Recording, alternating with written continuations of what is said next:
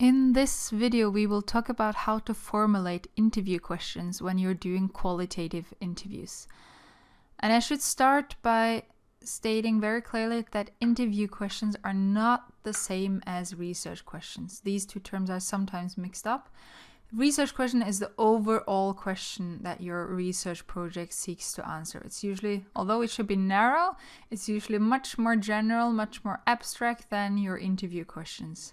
And the research question is often formulating using more academic or theoretical language. Interview questions are the questions you would ask a research participant when conducting an interview. They should be formulating using more everyday, concrete language, and they should help you when formulating interview questions. You should think about, what do I need people to talk about? What kind of information do I need from people in order to answer my research question? And a research question would need several interview questions. We've talked about semi-structured interviews in a previous video. And in a semi-structured interview, when you have an interview guide, you would have a list of prepared interview questions at your disposal. And in addition, you would likely ask some questions that were not prepared beforehand. But it's these prepared questions that we will talk about in this video. And talk about some advice on how you should go about formulating these questions to get as much information and as relevant information as possible from the people you are interviewing. So some rules or guidelines, more than rules. First of all, use comprehensible and relevant language. Think about, who are the people I am interviewing? What kind of terms would be relevant for them? What kind of terms would be too complicated? Use words and terms that they can understand and avoid the use of academic language. And sometimes it's hard once you've been studying for several years to know what would be too academic. Let's give an example. Let's say that you are interviewing people about national identity. Don't ask a question such as, in your opinion, what characterizes Norwegian national identity? That could almost be a research question. Ask instead, what does it mean for you to be Norwegian? That's a much more down-to-earth question using comprehensible and relevant language. Secondly, be careful with yes/no questions. Those are questions you can answer with only a yes or a no. Worst case, the person you're interviewing will simply answer yes or no, and that's all the information you get. Yes/no questions, they limit expression. They do not get people to talk. In an interview, you want people to talk. Use instead more open-ended questions. Questions that allow people to respond in their own words. So don't ask, do you like something? But ask instead, what do you think about? Avoid also, when asking open-ended questions that are too leading.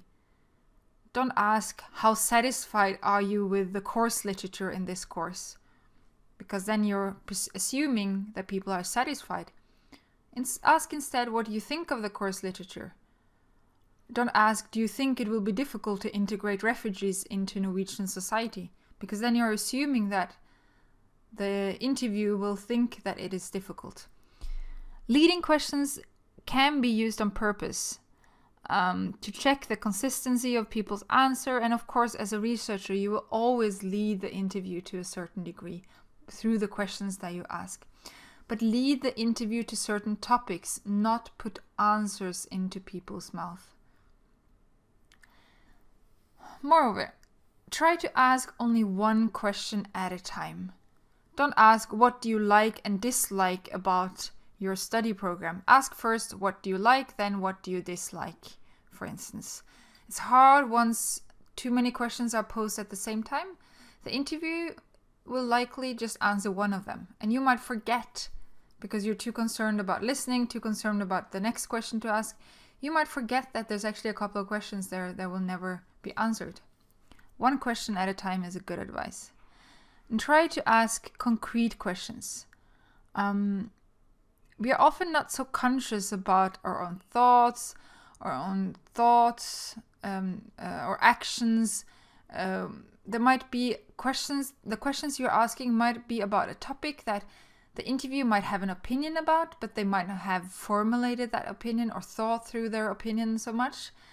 So try to ask concrete questions, because if you ask questions that are vague, you easily get vague answers. Especially when you're asking about what people do, their actions or experiences, try to link it to concrete situations. Can you describe for me what happens when ... Can you give me an example of? Link questions to concrete examples if possible. That will often help the interview trigger their thoughts so that you can get more information and a richer data from the interview. Lastly, be a bit careful with why questions. It doesn't mean that you should avoid them, but think about what kind of information you get when you ask why questions. And by why questions, I mean questions that seek to find out the reasons people have for acting or choosing the way they do. That's a legitimate concern to have, that you want to find out why do people do the way they do. Why did you start studying at MF could be a question, a why question. There are a couple of problems with these kind of questions. First of all is that people's reasons for doing something are often quite complex. And in an interview, you might only get access to some of those reasons unless you ask follow-up questions. You might only get access to the first reason that pops into the person's head. And people often don't have very clear reasons for doing things. Life happens the way it happens, and you risk that people try to come up with something, come up with a reason when asked a question because they feel that they should have a reason for living their life the way they do. And sometimes there's a lot of reasons for the way we act that we are not necessarily conscious about or that we don't think about, and that would therefore be difficult to articulate in an interview. So the reason the informant gives in an interview might differ from the reasons you as a researcher would give when you interpret people from the position of an outsider. So you need to reflect on what kind of information you get from why questions. You get the interviewer's own reflections about their reasons, but not necessarily their real reasons, to use that term. Think also about the time frame of your questions, because you can ask questions about things in the past, in the present, and in the future. It's usually easier to ask people about things in the present, their present experiences, opinions, their feelings. When asking about the past, be aware that people might not always remember so well what they did a year ago or half a year ago, or why they did something when going back in time. In the same way, when asking about the future, be aware that what you will get is not necessarily what people will necessarily do in the future, but more their thoughts today about what the future might bring or what kind of choices they will make in the future. In terms of asking the question in the actual interview, think about the sequence or the order that you ask the question. You might want to start with more open questions that are easy to answer, and then bring in the more difficult or sensitive questions so that people can feel a bit comfortable, that they can answer some questions, that they get a bit warm and feel comfortable before you get into the more difficult matters. Ask, for instance, first questions about people's own experiences, and then maybe follow up by asking questions about opinions and feelings that might require more thinking and might be easier to answer once the interview has started to talk about the experiences, has gotten into the topic and gotten a lot of association and is in and has started. Sometimes in an interview you need to ask some background questions, asking about the kind of position a person has, or how many years they've been working in a specific company or place, or their educational background. You could start with those questions. They might also give you a boring start, but they're easy to answer, or you can bring them up in the end. Both are fine, but they give the interview a slightly different dynamic. So you might want to think about what works best in your case. Also, when asking questions, don't be afraid of silence. Give people time and the opportunity to think about what the question you asked, reflect, and then give an answer. Don't rush it if people don't answer at once by asking a second question. Give them time to think. And then, in addition to the questions you prepare beforehand, you will need to ask follow-up questions to elaborate, to get more details, to clarify questions such as when did this happen? What do you mean by? Please tell me more about what happened next. So the challenging thing in an interview is to listen and to prepare new questions at the same time. That is challenging, but you can get better at it by practicing. In addition, it's also possible to interview without asking questions. And there are several techniques that you can use to, in combination maybe with asking specific questions. You can use images, what is called photo elicitation. Images can be used in different ways. You can ask research participants to take pictures illustrating a certain topic, and then you use those pictures or photos and discuss them during the interview. You can also print out some images yourself and show them to your interviews during the interview. Ask them to describe what they see in the images, what they think about what they see. That could be, for instance, different objects or places associated with a particular religion, in order to trigger people's associations and thought processes. You can also use concrete cases or examples, real or imagined, that you can make up, or that the interviewer can maybe has in a group interview, focus group, they can create a case.